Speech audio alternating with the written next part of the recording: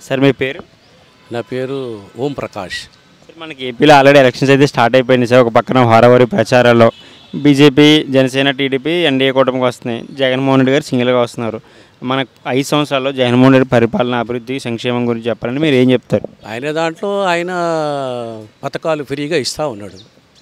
కానీ అడ్మినిస్ట్రేషన్ దాంట్లో చూసుకుంటే మన చంద్రబాబు నాయుడు కంటే మించిన వాళ్ళు ఎవరు లేరు.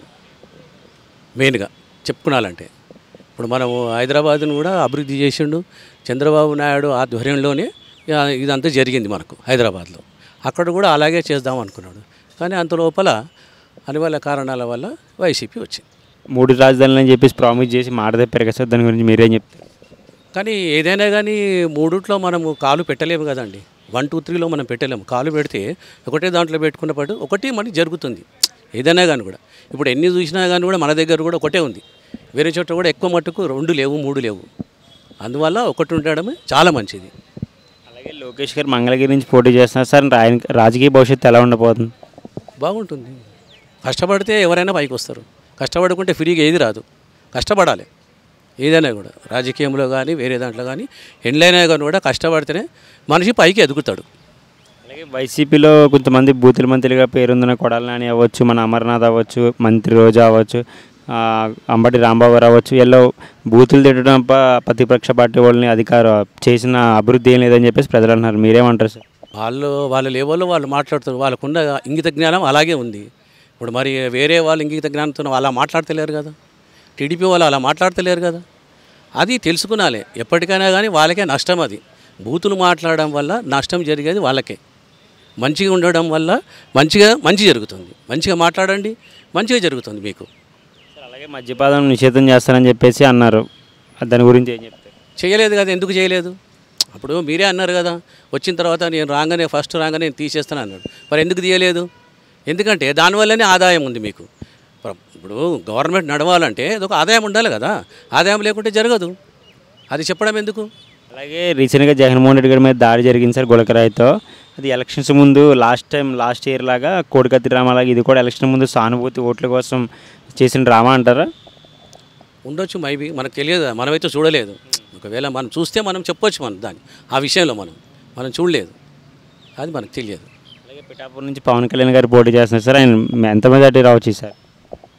అది ప్రజలను బట్టి ఉంటుంది. ఆ టైంలో, ఆ సమయంలో ఆ పరమాత్ముడు ఎలా చేస్తాడో అది వాడికే తెలియాలి, మనకు తెలియదు. మనం అనుకోవడం వరకే ఆయన గెలుస్తాడో అని మనం అనుకోవడం వరకే. కానీ ఆ దైవా నిర్ణయం వాడి చేతిలో ఉంది. అలాగే వాలంటీర్ వ్యవస్థ గురించి మీరు ఏం చెప్తారు? వాలంటరీ వ్యవస్థ అది ఏం లేదు కదా. ఏముంటుందని వాలంటరీ వ్యవస్థలో? సార్ ఎన్ని సీట్లు రావచ్చు సార్ వైసీపీకి? అది మనం చెప్పలేమండి. మేమైతే అనుకుంటున్నాము టీడీపీ వస్తుందని, కూటమి అయితే అభివృద్ధి వస్తుందని అనుకుంటున్నాం. మార్పు రావాలనుకుంటున్నారు ఏపీలో. అంతే కదా. వస్తే మంచిదే కదా. ప్రతి వాళ్ళు డెవలప్మెంట్ కోరుకుంటారు ఎవరే కానీ. పేరు? సత్యనారాయణ రెడ్డి. సార్ ఆల్రెడీ మనకి ఏపీలో ఎలక్షన్స్ అయితే స్టార్ట్ అయిపోయినాయి సార్. వారవాడి ప్రచారాలు ఒక పక్కన వాడివేడిగా. ఎన్డీఏ ఏమో కూటమిగా వస్తుంది సార్. జగన్మోహన్ రెడ్డి గారు సింగిల్గా వస్తున్నారని చెప్పేసి అంటున్నారు. ఒక పక్క మనకి 5 yearsలో చూసుకుంటే జగన్మోహన్ రెడ్డి పరిపాలన, అభివృద్ధి గురించి మీరు ఏం చెప్తారు సార్? అభివృద్ధి బ్రహ్మాండంగా ఉన్నది. అభివృద్ధి అంటే అన్ని అభివృద్ధి చూసుకుంటే అట్టడుగు వర్గాల వాళ్ళంతా ఎక్కడ పోవాలి? అట్టడుగు వర్గాల వాళ్ళని పైకి తెచ్చిండు. మా అభివృద్ధి అంటే అభివృద్ధి కొంత తక్కువ ఉన్నది, కానీ దాన్ని తక్కువ ఉన్నది అనరాదు. అభివృద్ధికే పెడితే వీళ్ళందరికీ ఉద్యోగాలు లేవు, ఏవి లేవు. మా ముసలోళ్ళు, ముట్టోళ్ళు చాలామంది ఉన్నారు. వాళ్ళందరికీ ఇంతమందికి 70 లక్షల మందికి ఇస్తాడు కదా పెన్షన్లు. అదే అందుకొరకే మళ్ళీ ఆయనే వస్తాడు డెఫినెట్గా. చంద్రబాబు మాట ఎవరు నమ్మడు మార్కెట్లో. ఎందుకంటే ఇవాళ 4,000 ఇస్తానంటాడు, అందులో సగం పీకేస్తాడు, అందరినీ పీకేసి ఉన్నాయే ఇస్తాడు. అట్లా చంద్రబాబు 3 రాజధానుల విషయంలో మాట తప్పారని చెప్పేసి ప్రతిపక్ష పార్టీలు అంటున్నారు సార్. ఏం చెప్తారు? మళ్ళీ 3 రాజధానులను నిన్న ప్రకటించిండు కదా. నేను దానికి కట్టుబడే ఉంటాను అన్నాడు. అంతే కదా. మాట మళ్ళీ తప్పలేదుగా. ఎలక్షన్ అని నేను ఒకటే అంటలేడుగా. అది లా రాజధాని కర్నూలు అన్నాడు, ఇది అసెంబ్లీ ఇక్కడ అన్నాడు, అక్కడ వైజాగ్ అది అన్నాడు. ఏది మాట తప్పలేదు అన్నదానికి ఉన్నాడు. కట్టుదిట్టు ప్రజలు నిర్ణయించి ఓటేయాలి.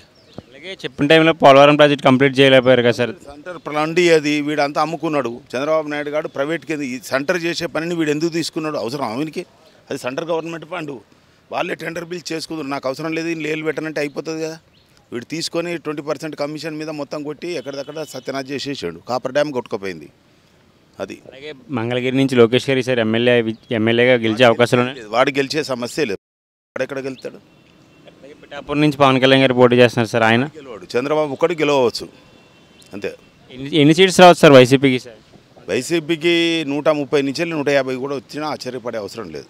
మిగతా సీట్లు ఎన్డీఏ కూటమికి వస్తాయి. ఎన్డీఏ కూటమికి వస్తే అందులో బీజేపీకి ఒక సీటు కూడా రాదు. పవన్ కళ్యాణ్కి 1-2 తప్ప ఏం లేవు.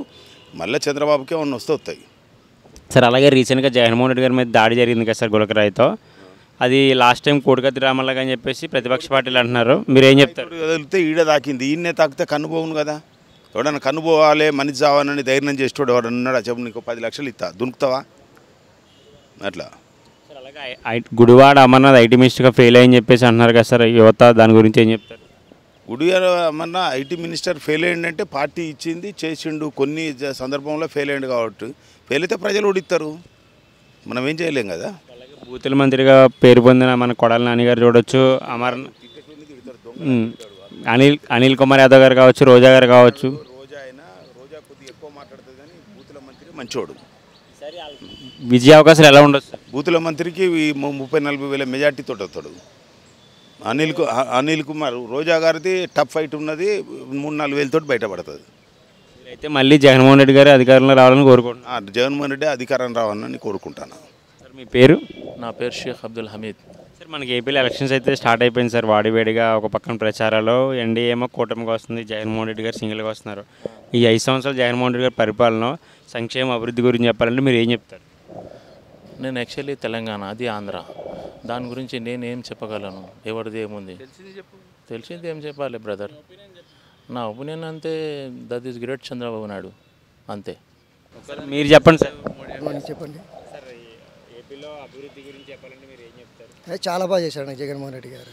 ఎంత బాగా చేశాడో అంత బాగా చేశాడు. రోడ్లు గుంతల రోడ్లు ఎక్కడ చూసినా ఇంప్లిమెంట్ చాలా పెంచాడు. అంతకంటే అభివృద్ధి ఏం కావాలండి? 3 రాజధానులు అని చెప్పేసి 3 రాజధానిని ముక్కలుగా చేసేసి పెట్టిండు. ఏపీకి ఒక రాజధాని అంటూ లేదు, ఇంతవరకు లేదు. అట్లాంటి రాష్ట్రానికి ఎందుకంటే చెప్పండి. ఆయన గెలిచినా గెలవకపోవడమే మంచిదండి. చాలామంది సంక్షేమ పథకాలు అభివృద్ధి బాగా జరిగిందని చెప్పేసి అంటున్నారు కదా సార్. అభివృద్ధితో పాటు ఒకటండి, అభివృద్ధితో పాటు జనాలకు ఎంప్లాయ్మెంట్ ఉండాలి, రాష్ట్రాన్ని అభివృద్ధి చేయాలి. అట్లాంటివి ఇంకా కావాలి కదండి. ఇప్పుడు ఖాళీ సంక్షేమ పథకాలు అని చెప్పేసి జనాలకు ఇచ్చేస్తే కాదు కదండి.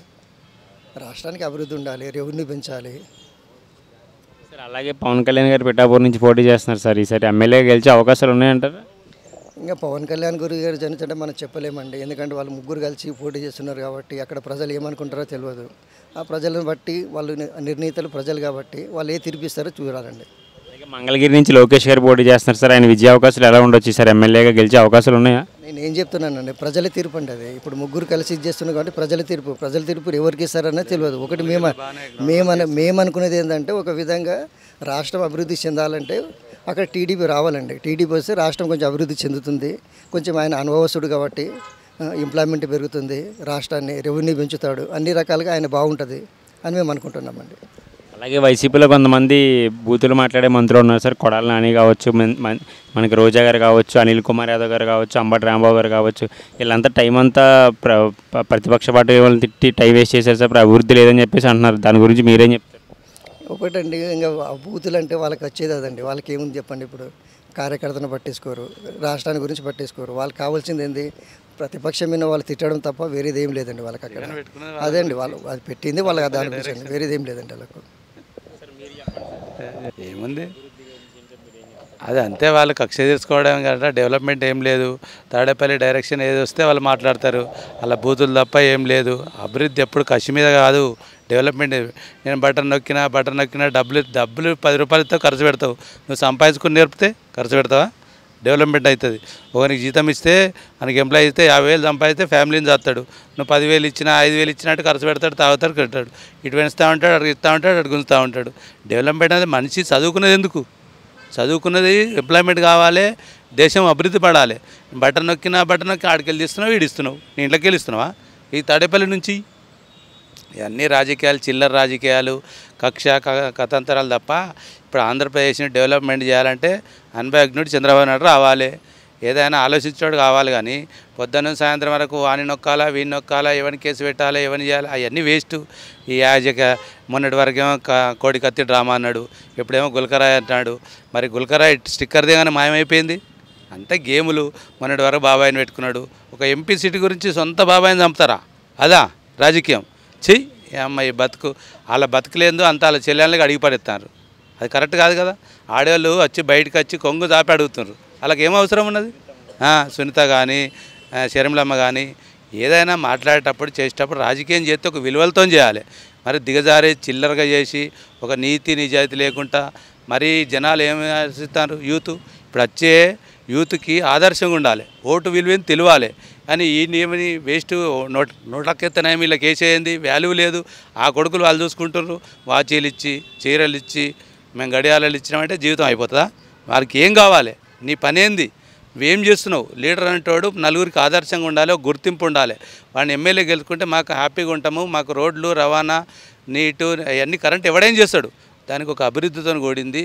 మన వచ్చిన పబ్లిక్ కట్టిన ట్యాక్స్ని సద్వినియోగం చేయాలి, దుర్వినియోగం కాదు. కక్షకు కతంత్రాలకు కోపాలతోని ఏంది అది ఒక రీతి లేదు, ఒక పద్ధతి లేదు. ప్రతి ఒక్కడు ఆదర్శంగా తీసుకోవాలి. మనం నెంబర్ 1 ఉండాలంటే కానీ అందరు ఏం చూస్తున్నారు? ఇది ఒక మొత్తం జగన్ వచ్చేసి రాయలసీమని చేసి పెట్టేసిండు. మొత్తం విజయ్ ఇప్పుడు ఒకటే చేతగానోడు 3 ఎట్లా కడతాడే? నీకు ఒకదానికే ఎరగనికి లేదు. ఇక విజయవాడ కడతాడంట, వైజాగ్ పోతాడంట, కర్నూలు చేస్తాడంట. ఏం చేస్తావు నువ్వు?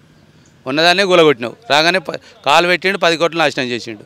ఇంకేం కడతాడు? ఇంకా ఇవన్నీ దాని వల్ల అర్థం లేదు. ఏదైనా చేసినామంటే యూత్కి కానీ ఎవడైనా ఆదర్శంగా తీసుకోవాలి, 10 మంది ప్రశంసించాలి.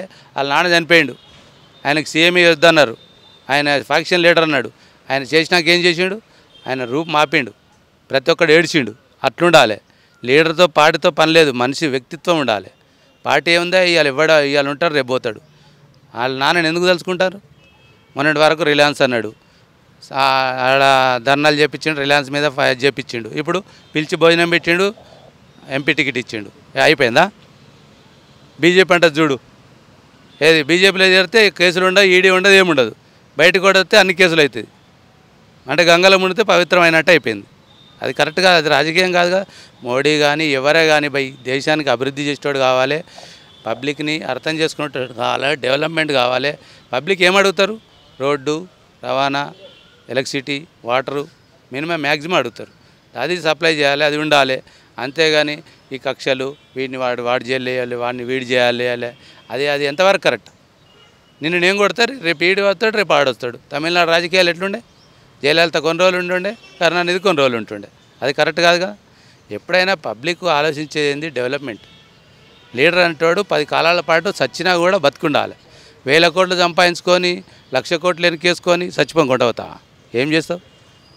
జీవితంలో ఏంటంటే నీతి నిజాయితీని ఒక విలువలతో రాజకీయం చేయాలి, మరి తారీఫ్ చేయాలి, అట్లుండాలి. అలాగే ఐటీ మంత్రి గుడివాడ అమర్నాథ్ గారు న్యాయం చేశారని చెప్తుంది. ఆయన కోడిగుడ్డు మీద ఈకలు వీకడు తప్ప ఏం లేదు, ఆడ వేస్ట్, కరెక్ట్ కాదు. ఇప్పుడు లోకేష్ ఉన్నాడు, ఎట్లా చేసిండు? 10 కంపెనీలు రావాలి, 10 కంపెనీలు వచ్చి 10 ఎంప్లాయ్మెంట్ రావాలి. చంద్రబాబు నాయుడు 20 సంవత్సరాల క్రితమే ఫైల్ పట్టుకొని న్యూయార్క్లో సంధిలలో తిరిగిండు. ఇప్పుడు హైదరాబాద్ హైటెక్ సిటీ వస్తే కొన్ని వేల మంది ఉద్యోగాలు చేస్తుండు. ఈ కోడిగుడ్డు మంత్రి ఏం చేసిండు? తాడేపల్లి ఏది చెప్తే అది చెప్తాడు. ఆయనకి ఐటీ తెలియదు, ఏం మాట్లాడతాడు చెప్పు? ఒక సబ్జెక్ట్ ఉండాలి. ఇలా అంబారు రాంబాబు ఏం సంబరాలు రాంబాబు డ్యాన్స్ చేసుకోమని చేసుకుంటాడు. రోజాకి ఏం చేసి జబర్దస్త్లో నెంబర్ 1 చెప్తుంది. ఆమెకు మినిస్టర్ ఏమొస్తుంది? మినిస్టర్ స్పెల్లింగ్ తెలియదు, వాల్యూ తెలియదు, ఆ మినిస్టర్ ఇచ్చిండు. అంతా జగన్ నాటకం, అదంతా వేస్ట్. వీళ్ళంతా టైంపాస్ చేసి జీవితాలతో ఆడుకుంటాను తప్ప ఏం లేదు. ఆడ ఏం చేసిండు చెప్పు? ఒక రోడ్ వేసిండా? ఒకటి అదేసిండా? ఏం చేసిండు చెప్పు? చంద్రబాబు నాయుడు కట్టిండు అసెంబ్లీ, అందులోనే కూర్చుంటాడు. చంద్రబాబు నాయుడు కట్టిండు హైకోర్టు కట్టిండు. ఈయన ఏం కట్టిండు ఒకటి చూపి? వైజాగ్లో అదేదో గ్రీన్ టర్మినల్ కూలగొట్టిండు, 500 కోట్లు పెట్టి కట్టిండు. ఎవడ సొమ్ము? దేని గురించి? అది ఏమైనా బెనిఫిట్ ఉందా? ఓపెన్ చేయడానికి సిగ్గు లేదు, పోయి మంత్రి ఓపెన్ చేసి వచ్చింది. దేని గురించి? చెప్పుకొని సిగ్గుందా? మీది కట్టినాం బాగా చెప్తా. ఇప్పుడు మా కేసీఆర్ చూడు అసెంబ్లీ కట్టిండు, బాగా చెప్తా ఓపెన్ చేసిండుగా. ఇది కట్టిండు, టవర్ కట్టిండు, పోలీస్ కమాండ్ కంట్రోల్ ఓపెన్ చేసిండా? మరి జగన్ ఎందుకు ఓపెన్ చేయలేదు? అట్లా దమ్ముండాలి, ఏదైనా ధైర్యం ఉండాలి, అట్లుండాలి. కానీ ఇవన్నీ పిచ్చి పిచ్చి రాజకీయాలు చేసి చిల్లర రాజకీయాలు, ఆడేవాడో కోపము, ఆడేవాడో దానికి కక్ష గురించి మనం ఎందుకు బలి అయిపోవాలి భయ్? మనం ఎందుకు ఓటేస్తున్నాం? వాళ్ళ కోపం గురించి చెప్తున్నావా, వాళ్ళ కక్ష గురించి చెప్తున్నావా? ఎవడైనా రాజకీయం చేస్తే నైతికంగా చేయాలి, విలువలతో చేయాలి, పబ్లిక్ ఏం కావాలి చేయాలి, అంతేగాని చిల్లర రాజకీయాలు చేయద్దు. ఎన్ని సీట్లు రావస్తారు ఈసారి వైసీపీకి? వైసీపీ మొన్నటి వరకు ఎగిరిగా చంద్రబాబు నాయుడుకి 23 వచ్చినాయి 23 వచ్చినాయని, ఇప్పుడు ఈయనకి 23 వస్తే డౌటే. కూటమికి ఎన్ని సీట్లు రావచ్చు సార్? ఓటమి వస్తుంది, ఇక అట్లా చెప్పలేము. ఇప్పుడు నాడి తెలియదు కదా. ఏమంటాడు, జగన్ దగ్గర 1,00,000 కోట్లు ఉన్నాయి, ఓటుకు 10,000 ఇచ్చి కొంటా అంటాడు. అని 10,000 ఇచ్చినా కానీ జనాలు హుషారైపోయారు. 10,000 తీసుకుంటారు, ఆడ వచ్చినాక వానికి ఎవరికి వేయాలో వానికి ఎత్తారు అని ఆలోచించేయాలి అంతే. ఇప్పుడు పైసా ఏముందబ్బా, మన బడ్డ డబ్బులు మనకే ఇస్తుండు. జగన్ ఏడికెళ్ళి ఇచ్చిండు సాక్షి పేపర్ని పబ్లిక్గా బాజాప్తా బేరతి 200 రూపాయలు గవర్నమెంట్ ట్రెజరీ నుంచి పైసలు ఇచ్చేసి పేపర్ ఇస్తాడు. అలా ఎవడి సొమ్ము ఎట్లా అవుతుంది? ఈనాడికి మరి సాక్షి ఎందుకు ఇవ్వాలి? 200 రూపాయలు ట్రెజరీ నుంచి పోతున్నాయి తెలుసా సాక్షికి, పర్ మంత్ 200 రూపీస్. అది ఎట్లా అవుతుంది? కరెక్ట్ కాదు అది. ప్రతి దగ్గర కూడా ఈరోజు సాక్షి పేపరు మన ఆంధ్రప్రదేశ్ కానీ తెలంగాణ కానీ మొత్తం ఫ్రీ ఇస్తుంది పేపర్. అంత డబ్బు ఎక్కడ నుంచి వస్తుంది మరి? మార్పే రావాలని కోరుకుంటున్నాం అండి సార్ మేము.